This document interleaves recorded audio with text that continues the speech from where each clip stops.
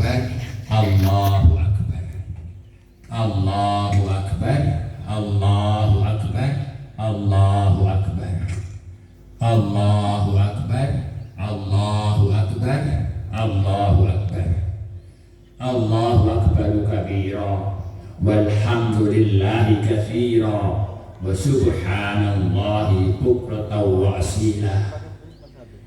La ilaha illallah wahdah, sadaqa wa'dah, wa nasara 'abdah, wa a'azza jundahu, wa hazama al-ahzaba wahdah. La ilaha illallah wa la na'budu illa iyyahu mukhlishina lahud-din walau karihal kafirun. La ilaha illallah wa la ilaha illallah walillahil hamd. Alhamdulillahil ghaniyyil karim alladzi hadana bis-siyami ila as-siratil mustaqim walladzi a'anana ala ada'il faraid wan nawafil linalqallaha biqalbin salim. Asyhadu an la ilaha illallah wahdahu la syarikalah al-barrur rahim, wa asyhadu anna Muhammadan abduhu wa rasuluh sahibul khuluqil azim. Allahumma shalli wa sallim ala abdika wa rasulika Muhammad wa ala alihi wa ashabihi wa man tabi'ahum bi ihsan ila yaumiddin. Amma ba'd, fa ya ibadallah ittaqullaha haqqa tuqatih wa la tamutunna illa wa antum muslimun. Hadirin jamaah salat Idul Fitri yang berbahagia, kita semua telah sama-sama mendengar dan mungkin melantunkan takbir yang saut menyaut semalam suntuk, bahkan sampai pagi ini.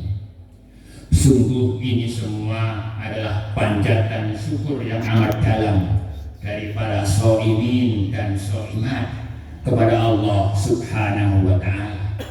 Sebab berkat pertolongan dan izin Allah juga mereka mampu melaksanakan ibadah puasa sebulan penuh dalam kondisi cuaca yang sangat panas.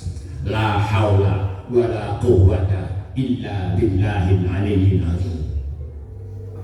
Agaknya keberhasilan dalam menunaikan ibadah puasa ini menjadi indikasi bahwa kita telah mampu mengendalikan hawa nafsu kita. Semoga dengan kemampuan ini kita bisa menjalani kehidupan ini dengan lebih bersih dan lebih baik, lebih bermakna dan lebih berkualitas. Semoga puasa kita diterima oleh Allah Subhanahu wa Ta'ala dan kelak kita diizinkan masuk surga melalui pintu spesial, yaitu pintu Ar-Rayyan. Lebih dari itu, semoga kita dipertemukan dengan bulan Ramadan tahun yang akan datang.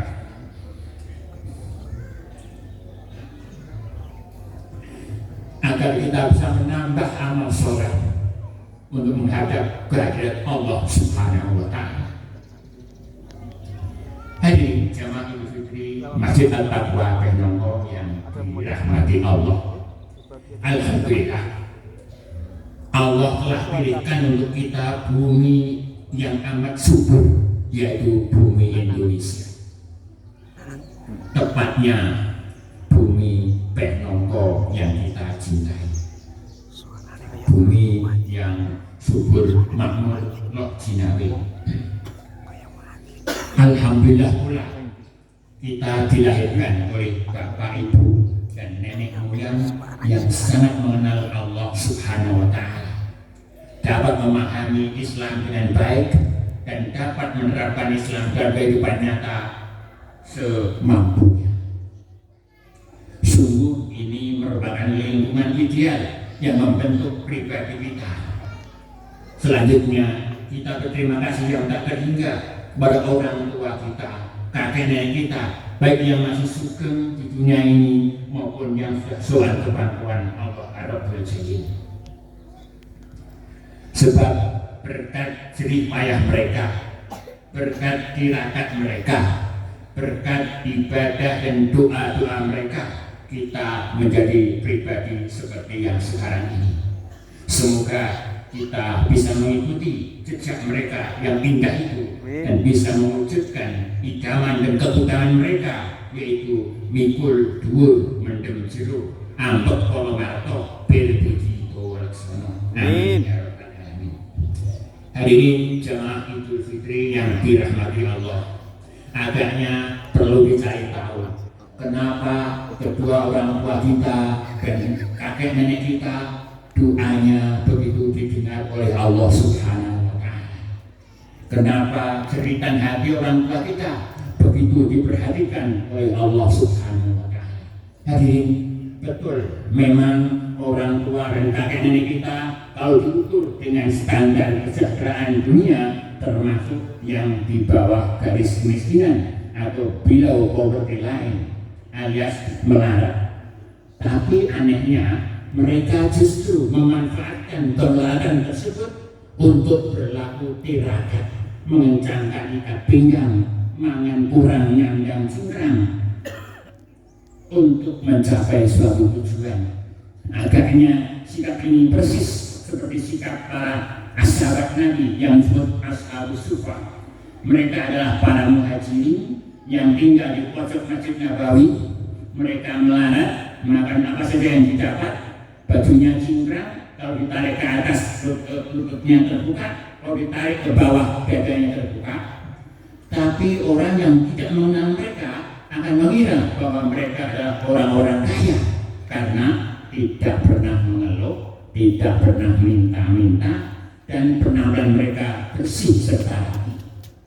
Tapi jangan ditanya, mereka kalau mendengar panggilan jihad untuk membela agama Allah, mereka pasti ada di baris paling depan. Bukankah sikap seperti ini menunjukkan kuatnya iman mereka kepada Allah Subhanahu wa Ta'ala? Bukankah sikap seperti ini menunjukkan kuatnya keyakinan mereka kepada takdir Allah Subhanahu wa Ta'ala yang terpancar dari sikap lilo legowo nari moing pantun? Di samping itu hadirin, kendati orang tua dan kakek nenek kita hidup susah, terpuruk, bahkan berada pada titik nadir yang amat kritis, mereka tetap beribadah dengan khusyuk dan tawadhu. Mereka tak pernah kecil hati atau merasa pesimis. Mereka sangat yakin bagaimanapun besarnya kesulitan yang mereka hadapi untuk mewujudkan kebaikan, titik terang pasti akan datang. Bahkan mereka yakin bahwa ketika seluruh pintu-pintu solusi di dunia sudah tertutup dan terkunci rapat, pintu-pintu langit masih terbuka lebar sepanjang masa, tak pernah tertutup. Dan di atas itu semua, orang tua dan kakek nenek kita yakin bahwa solusi Tuhan itu amat dahsyat. Bahkan solusi Tuhan itu tak bisa terjangkau oleh daya akal manusia. Sungguh ini semua menunjukkan kuatnya jiwa tauhid dalam diri orang tua dan kakek nenek kita, menunjukkan kuatnya semangat beribadah dalam diri orang tua dan kakek nenek kita, dan menunjukkan tingginya husnudzon serta tawakal kepada Allah Subhanahu wa Ta'ala. Subhanallah, itulah agaknya para hadirin sikap orang tua dan kakek nenek kita yang membuat doa mereka begitu diperhatikan oleh Allah Subhanahu wa Ta'ala. Hadirin jamaah Idul Fitri yang dirahmati Allah, begitulah sikap orang tua kita, nenek kita ketika menghadapi kondisi paling sulit dalam kehidupan mereka. Begitu sikap mereka, orang tua kita, nenek kita ketika menghadapi ujian dan cobaan yang berat dari Allah Subhanahu wa Ta'ala. Ketahuilah hadirin bahwa orang-orang yang punya sikap seperti ini hakikatnya adalah manusia berjiwa besar, berpandangan jauh, berwawasan luas. Manusia seperti ini menganggap cobaan yang berat atau masalah yang besar sebagai masalah yang kecil saja dan biasa saja, cukup diatasi dengan tenang, senang, dan optimis, berlandaskan sifat sabar, pasrah, namun tetap disertai dengan memperbanyak introspeksi dan istighfar mohon ampun pada Allah Subhanahu wa Ta'ala. Sebab manusia yang berjiwa besar seperti ini yakin bahwa tujuan untuk meningkatkan yakin bahwa ujian adalah kersani Gusti Allah Kang Maha Jagat dengan tujuan untuk meningkatkan kadar iman dan tawakal hambanya serta meninggikan derajatnya kelak di akhirat. Lebih dari itu, manusia yang berjiwa besar seperti ini yakin bahwa Allah akan memberi ujian kepada Allah. Kalau Allah memberi ujian kepada manusia, Allah sudah menyiapkan sarana yang kita butuhkan untuk mengatasinya. Maka jangan heran kalau kita melihat mereka yang punya keyakinan seperti ini ketika menghadapi cobaan bersikap tenang, santun, dan merasa nyaman seakan dia menghadapi cobaan yang berat. Padahal kondisi mereka amat kritis antara hidup dan mati. Sungguh beda sikap orang tua kita dan nenek kita itu dengan sikap sebagian orang yang menghadapi ujian Tuhan dengan marah-marah, dengan menyalahkan orang lain karena dianggap orang yang penyebab dari turunnya cobaan. Perasaan ini diungkap seperti di dalam surat Yasin yang disebutkan A'udzubillahi minasyaitonir rajim. Inna tatayyarna bikum la illam tantahu lanarjumannakum wa la yamassannakum minna 'adzabun alim. Sungguh kami menjadi sial karena kalian wahai Nabi Allah. Kalau kalian tidak berhenti dari dakwah kalian, kami akan lempari kalian dengan batu dan akan timpakan kepada kalian siksaan yang amat pedih. Lebih dari itu, mereka akan menghadapi cobaan tersebut dengan mundomono, menyalahkan Allah Subhanahu wa Ta'ala, seakan Allah jahat pada mereka, seakan Allah tidak sayang pada mereka, seakan Allah tidak pernah memberi nikmat pada mereka. Jelas, sikap seperti ini adalah sikap orang yang nyalinya kecil, pikirannya kecil, wawasannya sempit, jiwanya tertib, dan pengendalian dirinya nihil. Bagi orang yang punya tipe seperti ini, masalah yang remeh, kecil dan gampang dianggapnya masalah yang besar, kompleks dan sulit untuk diatasi. Tepat sekali ungkapan Abu Tayyib Al-Mutanabi, seorang penyair Arab masa Abbasiyah yang berbunyi, ta'zumu fi anis sawiri sigoruha wa tasburu fi anil azimil awalin. Masalah yang kecil terlihat besar di mata orang yang berjiwa kecil, dan masalah yang besar terlihat kecil di mata orang yang berjiwa besar. Agaknya tidak salah kalau orang tua dan kakek nenek kita masukkan ke dalam kategori orang yang berjiwa besar, berpandangan jauh, dan berwawasan luas. Hadirin jamaah Idul Fitri yang dirahmati Allah.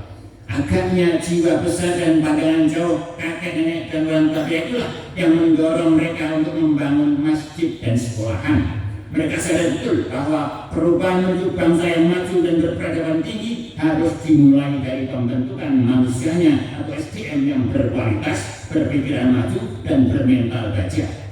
Jalan menuju pembentukan SDM berkualitas seperti ini tidak ada lain kecuali pendidikan. Masjid dan sekolah adalah sarana pendidikan yang paling efektif untuk mencetak, menggembleng, dan mewujudkan generasi berpikir maju dan bermental gajah.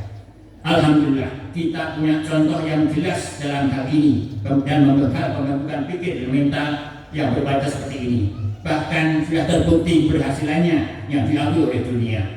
Pembentukan pikir dan mental tersebut berhasil karena didasarkan pada sunnatullah di alam raya ini atau natural law atau hukum alam. Dan perlu diketahui bahwa hukum alam atau sunnatullah itu dari dulu sampai sekarang tidak pernah berubah. Walan tajida li sunnatillahi tabdila walan tajida li sunnatillahi tahwila. Sungguh engkau tidak akan mendapatkan perubahan dan pergantian dalam sunnatullah atau hukum alam atau natural law. Surat Fatir ayat 53. Maka kalau kita memiliki contoh tersebut secara persis dengan segala dinamika prosesnya, pasti kita akan berhasil mewujudkan manusia SDM yang berakhlak mulia, bermental gajah, dan tahan banting, berdisiplin tinggi, berdedikasi tinggi, berpikiran maju, dan berperadaban tinggi. Siapalah contoh yang sudah jelas bukti keberhasilannya dalam membentuk pikir, mental, dan karakter manusia atau bangsa atau umat? Siapa lagi kalau bukan junjungan kita Nabi besar Muhammad SAW. Bagaimana cara pembentukan pikiran mental manusia ala Rasulullah? Sebagaimana kita tahu bahwa masyarakat Arab ketika itu mengalami kerusakan pikiran, mental, dan budaya yang amat parah.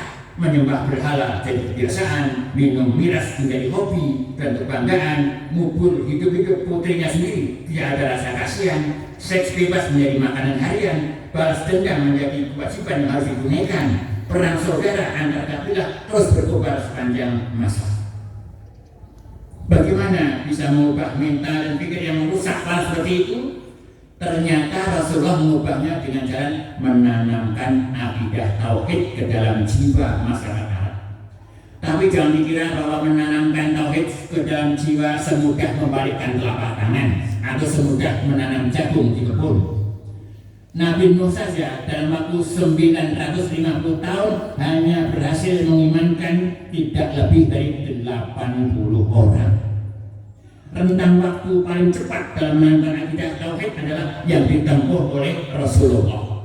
Beliau hanya membutuhkan waktu 13 tahun di Mekah dan 10 tahun di Madinah untuk menanamkan tauhid dalam jiwa masyarakat Arab. Tapi jangan tanya bagaimana penderitaan beliau selama rentang waktu itu. Beliau dihina, dicaci maki, dilempari kotoran, dilempari batu hingga berdarah, diboikot, diimbar ekonomi sosial, bahkan akan dibelah kepala beliau 12 bagian dengan satu kali bacokan pedang. Hari coba lihat bagaimana hasil tauhid Rasulullah, hasil didikan tauhid Rasulullah. Lihatlah Abu Bakar radhiyallahu anhu, orang terdekat Rasulullah dan paling jelas tampak hasil didikan Rasulullah pada dirinya. Abu Bakar menginfakkan seluruh harta miliknya untuk kepentingan perang Tabuk ketika itu. Maka Rasul bertanya, apa yang kau sisakan untuk keluargamu? Beliau menjawab, tarakulahum Allah wa Rasulahu. Aku tinggalkan untuk mereka Allah dan Rasulnya. Itulah gambaran jiwa kedermawanan hasil besutan Rasulullah SAW. Siapa bagi dunia ini yang mampu menanamkan kedermawanan setinggi ini?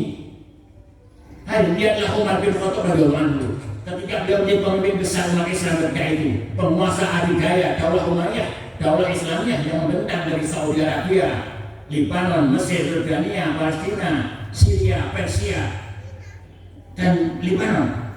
Tetapi ternyata baju yang beliau pakai penuh tambalan yang jumlahnya mencapai 17 buah. Jumlah itu sesuai dengan hitungan yang dilakukan oleh Safarius, pemimpin Romawi, saat menyerahkan kunci-kunci Baitul Maqdis kepada Amirul Mukminin Umar bin Khattab.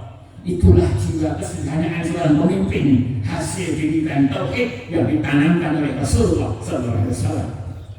Itulah para sahabat Nabi. Mereka adalah ahli ibadah yang tulus ikhlas. Mereka adalah pekerja keras yang tak kenal lelah. Mereka adalah pejuang yang tak kenal menyerah. Memang ajaib. Bangsa Arab yang hidup di padang pasir, berkehidupan primitif, tak kenal budaya maju, senjatanya hanya pedang, tombak, dan panah, tapi mampu menentukan negara-negara maju yang berperadaban tinggi seperti Romawi dan Persia. Mereka berjuang bertaruh nyawa bukan untuk mencari kekuasaan atau mencari kejayaan atau mencari keduniaan, tapi untuk menyiarkan Islam ke berbagai belahan dunia, untuk membangun peradaban kemanusiaan yang tinggi. Itulah pribadi-pribadi hasil didikan tauhid yang ditanamkan oleh Rasulullah SAW. Hadirin, jangan underestimate terhadap tauhid. Ketahuilah bahwa tauhid adalah sumber kejujuran yang tiada tara. Maka kalau tauhid sudah masuk ke dalam jiwa, tak berani orang melakukan korupsi sepeser pun, tak berani orang melakukan kebohongan atau menyebar hoax satu kata pun. Ketahuilah bahwa kalau tauhid bisa tauhid adalah bukan sumber kelembutan hati. Maka kalau tauhid sudah masuk dan merasuk dalam diri seseorang, tak akan ada tingkat DNT, tak akan lagi ada penindasan terhadap yang lemah, tak ada lagi pelanggaran hak asasi manusia. Ketahuilah bahwa tauhid adalah sumber kemurahan hati. Maka kalau tauhid sudah menyatu dalam jiwa, tidak ada lagi monopoli, tidak ada lagi penyerobotan hak warisan, tak akan sampai hati membiarkan tetangganya kelaparan. The last but not least, tauhid adalah sumber ketabahan hati dan sumber kebesaran jiwa dan sumber pikiran positif serta optimis. Maka kalau tauhid sudah merasuk dalam jiwa, tidak ada lagi putus asa, tidak ada lagi rasa pesimis, tidak ada lagi masa depan suram, tidak ada lagi problem-problem yang mangkrak tanpa terpecahkan. Hadirin jamaah Idul Fitri yang dirahmati Allah, pribadi berbasis tahun seperti itulah yang diidamkan oleh orang tua dan kakek nenek kita ketika membangun masjid sekolah ini. Dan hendaknya di zaman seperti ini terus menyala di hati para penerusnya, termasuk kita yang ada sekarang ini dan mungkin sampai anak cucu kita nanti. Hadirin, ketika menyaksikan masjid sekolah ini, seakan kita melihat orang tua dan kakek nenek kita masih hidup di sekitarnya, masih menjaga, masih membersihkan, masih mengawasi kita. Dan apa yang kita lakukan untuk mengembangkan masjid ini ke sekolah ini. seakan masih terus menunjukkan tangannya kepada kita, menunjuk itu loh tauhid yang mesti engkau arahkan. Seakan mereka khawatir kalau kita akan tergoda di dunia dan menyimpang dari tauhid. Hadirin, umur biologis orang tua dari kita hanya sekitar 60 sampai 70. Akan tetapi setiap masjid ini dan selama ini kita mengenang mereka, kita mengenang usaha keras mereka demi pendidikan dan anak cucu kita, menang tatapan mereka yang maju ke depan. Kenangan-kenangan seperti ini, inilah yang membuat mereka seperti masih hidup, masih melihat, masih bergerak, dan masih berusaha. Oleh sebab itu, sangat tepat kalau kenangan indah seperti ini dijuluki dengan nama umur yang kedua atau al-umrul tsani. Itulah yang dibangun oleh Ahmad Shauqi, tokoh sastra Mesir modern, dalam bacaannya yang berbunyi, taqatu qalbil mar'i qaidatun lahu, innal hayata taqaitu wa sawani, farfa' nafsika ba'da mautika dikroha, fatiku insani umrun tsani. Tetakan jantung manusia berkata kepadanya bahwa sungguh hidup itu hanya dalam hitungan detik dan menit saja. Maka angkatlah yang tinggi kenanganmu setelah mati, sebab kenangan yang indah adalah umur yang kedua bagi manusia. Hadirin, jangan salah, umur kenangan atau umur kedua ini bisa jauh lebih panjang daripada umur biologis kita, bisa mencapai ribuan tahun. Hadirin, umur biologis Nabi Ibrahim hanya 175 tahun, tapi tempat berdiri beliau ketika membangun Ka'bah atau makam Ibrahim selalu dikenang sampai sekarang. Setiap jamaah haji mesti melakukan sholat sunat ketika sedang melakukan tawaf di sekitar Ka'bah, dan ini yang akan berjalan sampai hari kiamat nanti. Ini sesuai dengan doa yang beliau panjatkan kepada Allah SWT agar Allah memberinya kenangan yang manis untuk generasi yang belakangan. Waj'alli lisana sidqin fil akhirin, surat Al-A'raf ayat 84. Dan jadikanlah untukku kenangan yang indah bagi generasi yang belakangan. Hadirin, ketahuilah bahwa umur kenangan indah ini adalah umur yang berkualitas tinggi, karena tidak bisa dicapai kecuali dengan perjuangan yang keras, pengabdian yang ikhlas, dan kreasi yang inisiatif dan yang monumental. Oleh sebab itu hadirin, sepatutnya kita memberikan perhatian besar pada umur yang kedua ini, agar hidup kita lebih bermakna dan lebih berkualitas. Kalau kita hanya berpikir untuk mengkonsumsi rezeki Allah, untuk sekedar menikmati kenikmatan dunia yang fana ini, untuk meretuk madunya dunia atau untuk melahap sejaknya dunia sementara, berarti pikiran kita adalah pikiran yang kerdil, pikiran yang picik, pikiran yang mucis, dan pikiran yang ditulis. Akan tetapi kalau kita berpikir untuk menginvestasikan rezeki Allah guna kenikmatan akhirat yang kekal abadi, baik berupa bersedekah, membantu sesama, maupun bekerja bakti membangun tempat ibadah, atau membangun lembaga pendidikan, atau mengembangkan lembaga-lembaga yang sudah ada, berarti pikiran kita adalah pikiran yang jauh, pikiran yang cerdas, dan pikiran yang bijak. Hadirin, Mbah Maliki umur biologisnya cuma 70 tahun, tapi tangan beliau yang mencetak bata, membakar bata, dan membangun gedung sekolah ini telah membuat umur beliau, umur kedua beliau atau umur kenangan beliau panjang sampai hari ini, mungkin sampai hari kiamat nanti. Begitu juga Mbah Basir, Mbah Danuri, Mbah Kayin, Mbah Mukih, Mbah Jani, Mbah Badrun, Mbah Khalidi, Mbah Mansur, Mbah Amir, Mbah Mufti, Mbah Haji Sultan, Mbah Raji, Mbah Sapuddin, Mbah Surikan, Mbah Haji Majid, Mbah Haji Mahfud, Mbah Bar, Mbah Gur, Mbah Ror, Mbah Talibin, Mbah Nariman, Mbah Mat Sidik, Mbah Tamsir, Mbah Kirno, dan mbah-mbah yang lain yang tidak itu semuanya. Mereka semua memiliki umur kedua yang panjang, mungkin sampai di dulunya Jakarta ini. Oleh sebab itu ini, lakukan sesuatu buat masjid dan sekolah kita untuk memperpanjang umur kedua kita. Bikin masjid kita nyaman agar jamaah betah ibadah di dalam, agar betah ibadah di dalamnya. Adakan kajian-kajian yang menguatkan iman dan menambah semangat ibadah pada jamaah. Luaskan area sekolah kita, pindahkan pemandangan sekolah kita, lengkapi fasilitas dan kenyamanan sekolah kita, padatkan materi ajar sekolah kita, tekankan penanaman tauhid yang mendalam pada jiwa dan mental anak-anak kita, tingkatkan pengawasan anak-anak kita. Jangan biarkan anak kita salah mengakses konten-konten sosial media. Jangan biarkan anak kita tidak bisa mengaji, anak kita malas sholat, dan anak kita enggan berdoa. Hadirin jamaah yang dihormati, Mugi anda terus kawuningan pilih masjid lan sekolahan punika sanes panggilan kangge ngupados upa utawi golek sego. Ananging masjid lan sekolahan punika panggilan kangge asok kana bekti kunjung ngasaning Gusti. Panggilan kangge bangun manah supados manah kita kebak raos susuk lan tawadu. Panggilan kangge nguluh hater manah kita supados kebak raos liya legawa nampi pepesdening Gusti ingkang akeh jagat. Sampun ngantos yen kuwi pamanggih para hadirin. Masjid lan sekolahan punika sanes panggilan kangge pamer bondo donya emas putih sedono. Ana masjid lan sekolahan punika panggilan kangge paring dedono, panggilan kangge ngluhuraken asmaning Gusti, panggilan kangge nyurung para sederek supados remen tindak masjid, supados ngregenaken masjid lan supados sempet budidaya andhedher wijining iman lan tauhid ing jiwa raganing para putra wayah. Kami mengatakan putra wayah bagi anggati tauhid ingkang kiat wangkot sentosa lan sembodo saengga boten gamil kapitut dening kebiaring dunya lumantar media sosial ingkang sakmangke buhu mager lan baler ing paningan. Aneng hadirin, boten lepat menawi kita pikantuk upa saking masjid utawi sekolahan. Namung kemawon upa punika sanes pinangka gegayuhan, ananging namung pinangka lubering berkah saking Gusti Allah. Boten lepat menawi kita pikantuk pangalembono saking masjid utawi sekolahan. Namun kemawon pangalembono punika sanes pinangka gegayuhan, ananging pinangka lubering berkah Gusti Allah Subhanahu wa taala. Punapa pamunggah bentenipun anggayu upa lan anggayu berkah.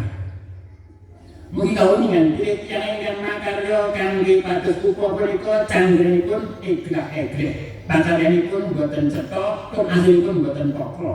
Tiyang ingkang makarya pamripun pangalembono candrenipun printat-printut namung nyambut damel sentut menawi dipuntingali tiyang. Menawi sepi lajeng makarya sakersanipun piyambak wonten kelas wekdalipun senaosa boten wonten AC-ipun.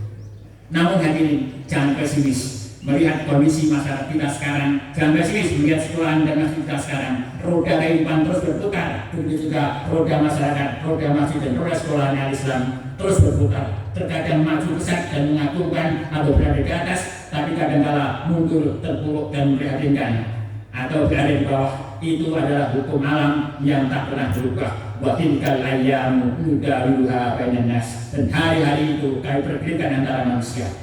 Oleh sebab itu hadirin, mari bangkitkan semangat, bulatkan tekad, rapatkan barisan, satukan langkah. Tidak usah saling menyalahkan. Perbedaan pandang bukanlah penghalang, justru menjadi elemen pembentuk pelangi yang indah menawan. Persembahan apa yang kita persembahkan, fokuskan arah, kuatkan iman, niatkan semua untuk Allah Subhanahu wa taala. Pintu langit tetap terbuka dan tak seorang pun yang mampu menutupnya. Jalan menuju kemajuan dan kejayaan amatlah banyak. Orang bilang 1001 jalan menuju Roma. Allah terus membentangkan tangannya siang dan malam untuk membantu para pencari kebaikan. Seraya berfirman, ya bagil khair aqbil, wahai para pencari kebaikan.